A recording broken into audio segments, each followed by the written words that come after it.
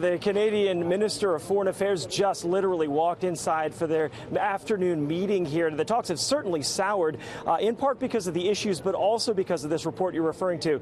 The Toronto Star is reporting off-the-record remarks to Bloomberg by the President of the United States, where he said he would not compromise with Canada, but he can't say that publicly because it would be too insulting. Now, officially, the White House will not confirm the remarks, but they are saying that their negotiators are working for a win-win deal. Chrystia Freeland, the Minister of Foreign Affairs for Canada, says that they're not there yet. We are committed, speaking for Canada, to a deal which is a good deal for Canada, not just any deal. We are very good as Canadians at finding win-win compromises. At the end of the day, though, we are only going to sign a deal that's good for Canada.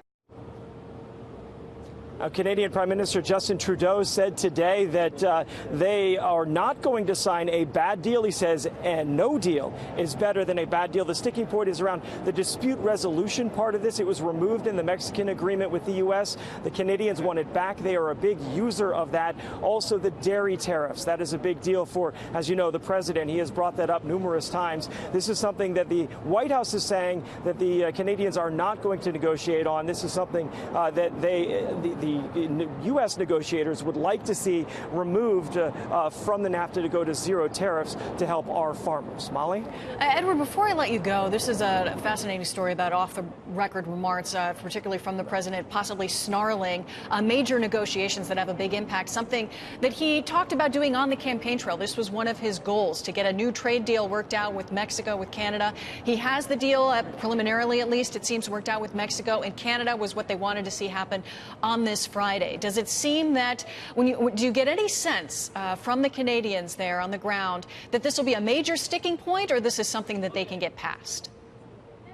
Oh, no, this is a major sticking point. And up to today, the tone was more conciliatory, saying they could come to an agreement. Starting today, going forward, I'm seeing the tone change. You can see she's more tense, the chief the Canadian negotiator, as she goes in. So the tone has definitely changed here. Will a deal come today? It doesn't look like it at this point, although they are still working on this back and forth. Now, the president has given a deadline today. The deadline is actually tomorrow.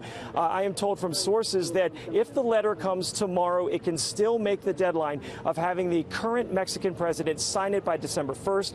That has been the goal on this. If the new Mexican administration comes in, they're concerned that the new Mexican president will not sign this deal, which is the reason we're trying to get it done so quickly. All right, Edward Lawrence, thank you so much for your reporting there. We're talking, giving us a little insight there into the politics that could be coming down the road, and some of what the Trump administration is trying to do to avoid any political snafus some 90 potential days from now.